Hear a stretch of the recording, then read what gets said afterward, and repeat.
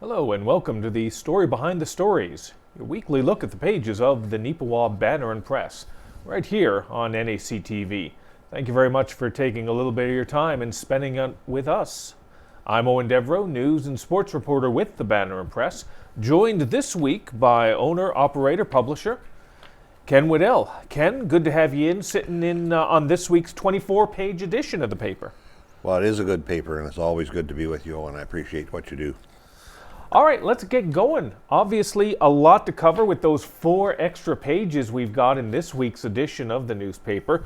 We've gone out rurally a lot with some of the most important and pertinent stories. And this one, I'm glad, Ken, you're in here because you can give a little bit of background, a little bit of history or perspective on this. The front page of this week's edition talks about some massive plans and hopes for expansion in the Neepawa Gladstone Co-op, specifically for the community of Gladstone. Obviously, they already have a lot of things that are established there. The gas bar, if you've ever been traveling down the highway, you've seen it on the side as you're heading towards Portage, or maybe if you're heading back towards Neepawa. As well, they do have the food store inside the community proper, as well as some other facilities there. If I remember correctly, I think it's a building center of some type. Yeah. And an ag center. I've never been in there in the one in Gladstone myself, but again, they are talking about a huge expansion. They had a meeting last week. They actually, again, a little bit of behind the scenes for you there. I was planning on being there in person to be able to get the perspective, to get some of the information that was going on. But that storm was rolling through, as you may remember if you're a resident of Neepawa. So the roads were just not conducive for traveling, unfortunately, so that's the way it is. But that's why phones are invented, and that's why the internet is a thing. We were able to get the information forwarded to us. We were able to get some of the details of that meeting sent to us. And I got to admit, Ken, I didn't expect. I thought there'd be a little bit of information, but it would just be all generalities.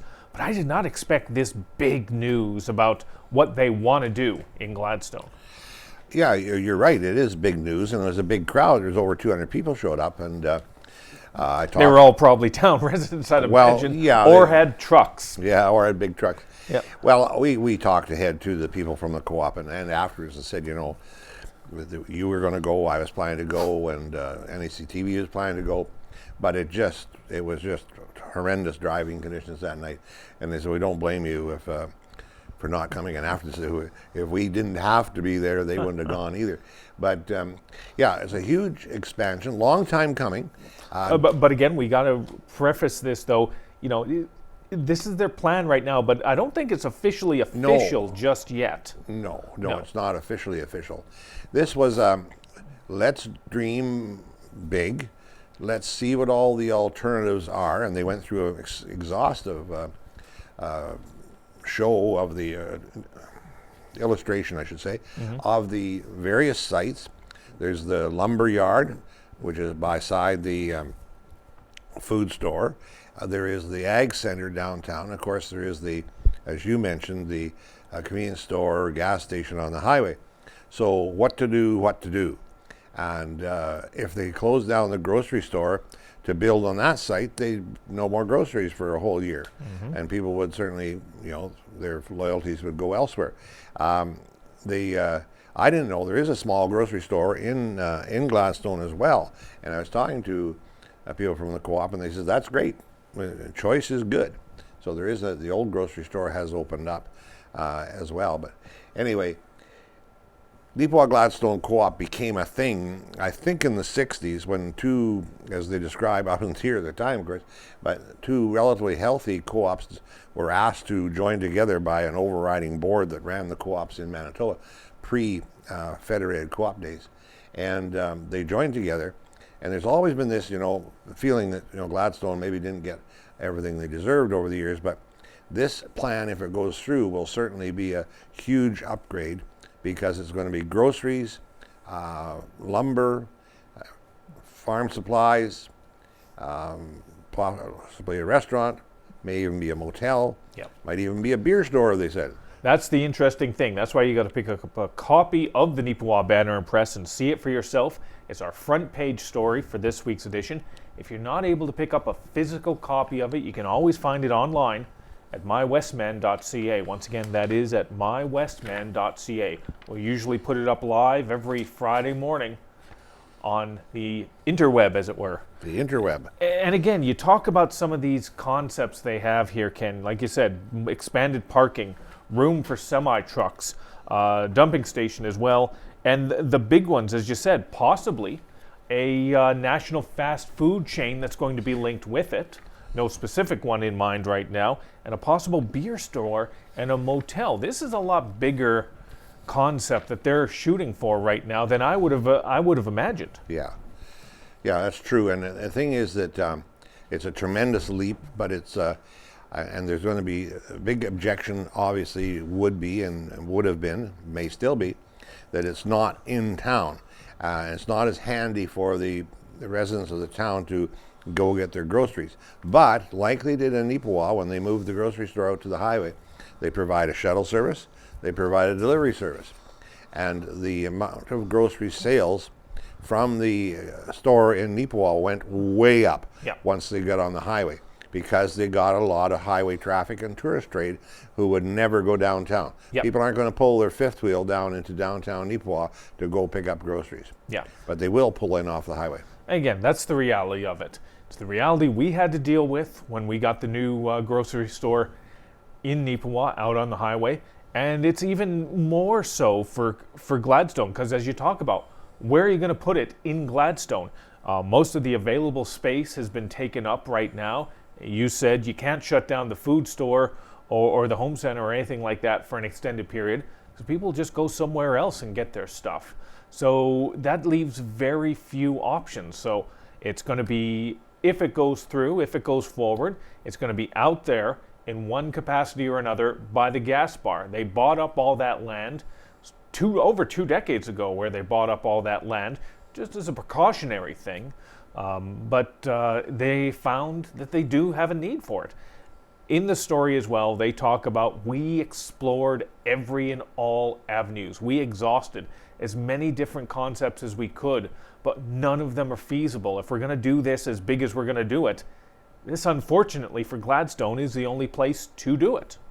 Yeah, and it was 20 years ago or more that they bought the gas station. As a little more recent than that, they actually bought the motel, which added to their footprint there on the highway. And people were wondering, what are they going to do with that? Well, this was in the works a long time ago. They didn't buy the land just for the heck of it. They bought it with some long-term planning in mind. That's right. Now, if you want to find out a few more of the specific details, you can always pick it up in our newspaper or online. Neepawa Gladstone Co-op, quite busy actually, not just in Gladstone, but a little bit closer to home right here in Neepawa. They had their grand opening for their new card lock facility, and we've got some pictures of that in this week's paper. And it actually happened on Tuesday. It was supposed to happen again last week, but again, Mother Nature decided not today. Yeah, no, it got postponed, and rightly so. Christine and I were out there, and we got our free hamburger. That was good. And they had prize draws and everything. It's a pretty impressive spot. And probably the average public isn't going to use the card lock that much. But the truckers and the farmers and the farm equipment, if they need if they're going by with their big tractor, they can fuel up there. So it's going to be quite a service for the heavier use customers, the larger volume customers. That's right. And again, like the reason we cover these things is because it does really emphasize the significance of the ag industry in and around our community. It's not something I'm going to use. I don't need to bring the SUV down there and top it up a little bit. That would be its primary purpose, its best purpose. As you said, ag representatives, truckers, it's a big deal, and it's going to be really convenient for them, so close to home. Just back to the other story about Gladstone, something that it says they're going to have room there for 300 cars in that parking lot. Yep. And maybe as much as 30 semis. Like, that's a big parking lot. But anyway, that's why I skipped back on you there. Sorry. All right. Well, since we're in Gladstone, since Ken took us back to Gladstone, let's stay here for a little bit and talk about an event that's coming up very soon. It's going to be the Gladstone and Area Chamber of Commerce, going to be bringing back their trade show and expo. It's an event that they used to do about 20 some odd years ago, maybe 15 or 20 years ago, 2007, 2008. Now that I think about it, may have been the last time they did anything like this. Obviously, this is an opportunity for them to sort of present the community and the outlying region. Their Chamber of Commerce is a regional Chamber of Commerce. They've expanded their reach. And seeing this come back, the trade show and the expo, a return from the ashes, as it were, I think that's a pretty good metaphor for the chamber itself, it seems, Ken. Oh, for sure, yeah. And I was involved. I've been a member of the Chamber of the Banner. I've been a member of the Chamber of Commerce in Gladstone for a long, long time, and they were really wondering how do we keep going here a few years ago, maybe 3, 4, 5 years ago, I guess now. But anyway, they used to do the trade shows, and I certainly encouraged it at that time, because we had been involved in doing trade shows here at Neepawa. And maybe there's a lesson there. Maybe we can have one in Neepawa someday again. But anyway, they've got the hall full. Yep. The hall is full, and they're now putting other booths over into the arena. Yep. So and they have the curling club as well booked, just in case. They think that is a distinct possibility that they might have to bring in a third facility for this. Yeah, well, that'd be great. Yeah. And so one of the biggest things about trade shows that people don't realize until they're in the middle of them or after they experience it is that people who are attending the trade show are exhibiting to themselves to a certain extent, because even the exhibitors will go around from booth to booth and say, oh, I didn't know you did that. I didn't know we could order that here. Never fails. Yep. Never fails. And it doesn't matter whether it's something related to what we might call a home-based business or a fairly large commercial business. People will always say, I didn't know they did that. So that's the beauty of having a trade show every year or a couple of years in a community, so that you can show what you do. And communities can always do more than they show. And that's one of the real purposes of the trade show. And once again, a strong, independent Chamber of Commerce is a good indicator for where a community is going right now. And Gladstone's Chamber of Commerce, about 4 or 5 years ago, was on the edge, the cusp of extinction. And there were a few business owners, entrepreneurs, representatives from the community who saw that and pulled it back from the edge. And they've been able, in a short period of time, to turn it around and turn it into a type of chamber, a type of organization that could be looked at and admired, and maybe even a little jealous of. So it's a great turnaround story. Yeah. Yeah. Well, I think you hit on a good point there, that I'm on the board of the Neepawa Chamber of Commerce, and it seems like a struggle some days to get the activities and volunteers out to do things for a chamber, and certainly that's happening a bit right now at Neepawa. Yeah. It's sort of difficult to sort of, and we don't want to throw Neepawa District under the bus on this. They do the best they can with the circumstances they have to work around.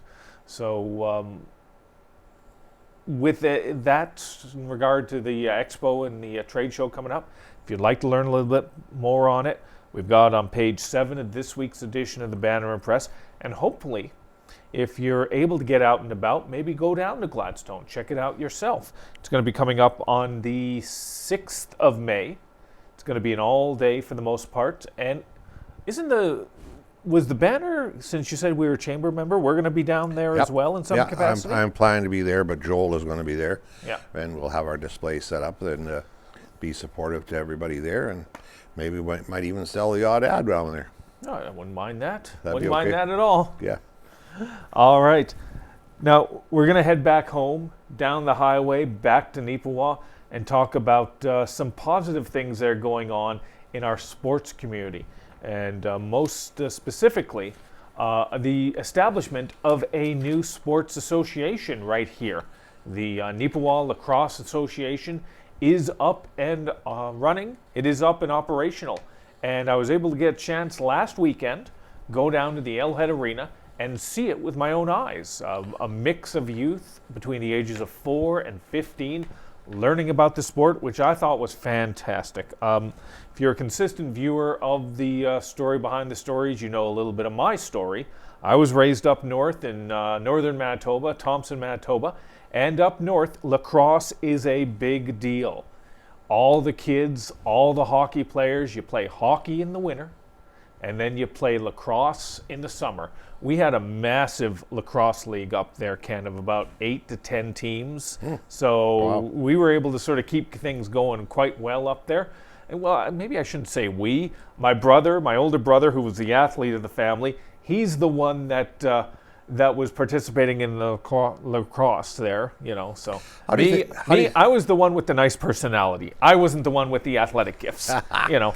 How do you think I'd make out competing with these 4-year-olds? Do you think I might have a chance?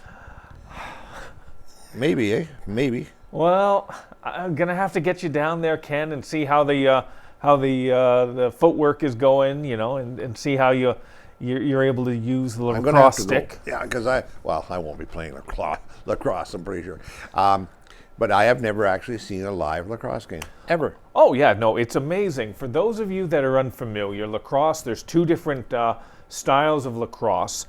There's the outdoor style on the big, almost like a soccer pitch. It's so wide, so expansive. And the indoor. They're primarily focusing here in Neepawa on the indoor, which makes sense because it is, over the years, has developed into the most popular version of lacrosse that is played throughout most of North America. There's a great sort of professional league for it as well. National Lacrosse League is, I believe, what it's called. It's got teams throughout Canada and the United States. It's really starting to pick up some momentum since it started up about 10, 15 years ago. And it's just a great sport to be a part of. I'm so glad that we're able to get something a little close to home.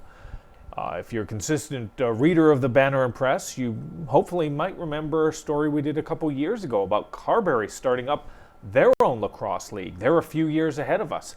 And fortunately, they're helping out Neepawa with getting things started, showing them these are the things we did right, these are the things we did wrong, try this, adapt that. Fortunately, Brandon has a lacrosse league as well. They're being very helpful in the process. Because I spoke with Marla Steen, who's really one of the facilitators for this, and a few other people as well. And she really sort of walked me through the process of getting this going. And they're really excited about what this could be for the community over the next few years. It's great to be able to have another option for youth. Well, and so the equipment costs are so much lower for lacrosse than hockey. Yeah. And the ice rental is probably quite a bit lower too, because it's arena rental. But I mean, it's going to be less money. Exactly, and you don't got to worry about slipping as much. So No. that's the thing. I mean, during the summer, during the spring, sure, we've got baseball, we've got softball, we've got soccer, but sometimes kids just want some other alternative. They want to try something a little unique. And I think lacrosse is going to fill that niche for them quite nicely. All right, now, sports-wise, this is the time of year it does get a little bit slower. Some things aren't as sort of going as they used to. We're stuck in between hockey and baseball season right now. That's why I'm very glad Chris Waddell passed this story along my way. It's about Sadie McIntosh, who we've talked about in many capacities over the years. Her athletics throughout the years, hockey and all the like. And now she's moved on to a new forte. It's very interesting. She's participating in, most people will know it as CrossFit, although CrossFit is a brand name like Xerox or Pepsi. So, you know, but the general expression is circuit training for that. So, you know, don't want to get sued by the CrossFit people here. You know, it's CrossFit inspired. So she participated in a CrossFit inspired event in Winnipeg last weekend. And it's the first event she took part in as a solo competitor. She's done events like this in the past with her sister, Erica, if I remember correctly, and has done it as part of a team aspect with Whitey's Fitness Body Shop. And actually, Whitey's going to be doing another event in a week or so time. So we'll probably touch base with them and see how they did on that in a future edition of the Banner Press. But Sadie wanted to try this out and see how she could do as a solo competitor.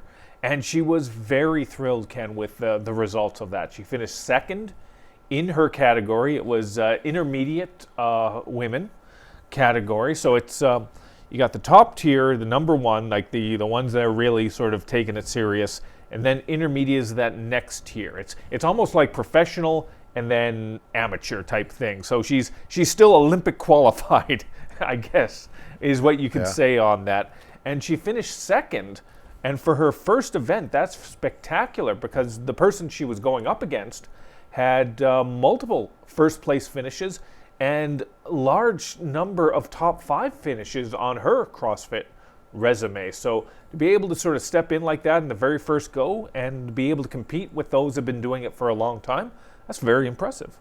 Yeah, Christine, my wife, told me that she's been talking to Sadie's mom, and there's several categories, and she was 1 or 2 in almost all the categories, but she was a little bit light on one of the other ones, and if she can bring that one up, she'll be right there at the top. Well, I mean, she's right there at the top now, at number 2. But and you see the picture in the paper there. Don't want to mess with this girl, especially when it comes to weightlifting. Yep. She is a strong lady. And again, that's the interesting thing about CrossFit is that it's a sport that focuses on some very dynamic and functional movements. I mean, it's the basics of lifting, because exercise, people think exercise is all the same, but it's not all the same. There's different aspects to it. There's different things if you want to be. CrossFit is about that explosive, just sort of like that types of actions. Me, not so much. I go to the gym and I'll take my time. I'll check my phone, see the Instagram, maybe, all that sort of thing. Lift something once or twice and then take 10 minutes afterwards to sort of re-catch my breath. So you're a little ways away from this level of competition, are you? I am very much a ways away from CrossFit. Next year, maybe. Oh, God, no. God, I'm sweating just thinking about having to go through all that effort. Cardio, that involves a strong cardiovascular, and if, as anyone can see, I don't. This is not a 6-pack. This is a keg. All right, and it's not filled with Gatorade. So there you go. No, but congratulations to Sadie. Great to be able to share these types of unique sports stories with you, our readership and our viewership. Because we don't want to be just about hockey. We don't want to be just about basketball or curling. We want to cover every single different genre we can. And if you're able to help us out with that, story ideas or suggestions, it's always appreciated. So again, if you hear anything, send it our way. But just like Chris was able to send this our way, and we were able to get it in this week's edition of the Banner Press. All right, now let's talk a little bit about the most recent town council, and they're going through their financial plans, and they're going through some of those things. And they got a slightly unexpected bill in the mail. Don't you hate when that happens? I know I do. It's like, oh, I'm doing all right. Maybe I'll buy myself a hat. Maybe I'll buy myself, something else. And then this bill comes through. It's like, nope. No, it's going to be generic. It's going to be generic food for you for the next week to 2 weeks. And in a way, Ken, the town of Neepawa got one of those bills, and they got it from the federal government in terms of back pay for the RCMP. If you've been watching this story on a national level, so many different municipalities are complaining and are upset about this. RCMP have a new contract in place. We're not faulting them for that. They need to be paid a fair wage for a dangerous job. However, the federal government has decided, they negotiated with the RCMP. Municipalities didn't have a seat at the table. They didn't get a chance to sort of hear how this played out. And the federal government has agreed to this and is giving them back pay for about 5 or 6 years. And the municipalities are the ones, they're going to have to pay for it. And this is a bill they did not see coming. Neepawa certainly didn't. No, well, you say municipalities, though, but if it's the rural municipalities, they don't pay for RCMP at all. Yeah. And that's a kick in the head, too. And it's been a long-standing, bitter dispute between municipalities like Neepawa and the surrounding rural municipalities. And it's the same story everywhere where you've got an urban center surrounded by smaller rural municipalities, they don't pay for our CMP at all. So it'd be interesting to know what they did with the back pay for those municipalities where they aren't paying the front pay. Yeah. That's the worst thing. I just looked it up. We're paying back pay until 2017 to the amount of $110,000. Just imagine what the town of Neepawa would be able to do with that extra $110,000 they didn't have to put towards this. And there's a case of they could have it. It could be easily forgiven by the federal government. That's why the town of Neepawa Council put forward a resolution to support something that's being done on a national level, asking Ottawa essentially to forgive this back pay. Because we're not the only ones that are suffering with this right now. I've read of other communities that are paying $250, $350, $750, up to $1 million and more so in terms of back pay. And that's just not fair for any community and, quite honestly, any taxpayer.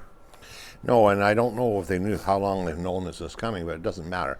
It just doesn't sound fair at all, especially when there's some municipalities that don't pay for RCMP policing at all. They could have gone and done something with the roads. That's your next topic, right? Most definitely. $110,000 doesn't go very far for a road, but it would have helped. Most definitely, and that segues into one final thing in this week's edition of the Story Behind the Stories. On page 23, you can see a story I wrote up. Difficult road ahead, literally and figuratively, for Neepawa and its budget. A lot of people have been talking to me, I'm sure they've been talking to you, Ken, about how rough the roads are in Neepawa this spring. That's the truth. I'm not going to sugarcoat that.